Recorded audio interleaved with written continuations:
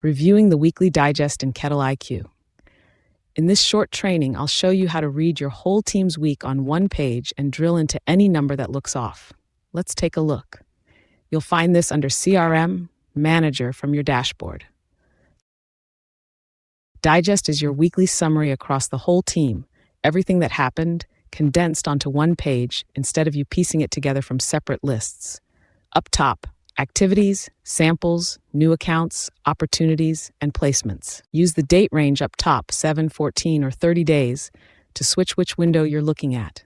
Below the totals, I break the week down by type, activities by kind, samples by outcome, and new opportunities by stage. Scroll to the per rep roll-up, and you see how each person did. Activities logged, samples placed, opportunities moved, placements landed.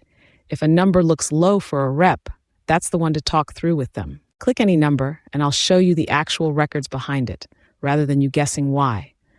Click a rep's activity count, and you'll see exactly which calls and visits they logged. This is the page to review before a team meeting.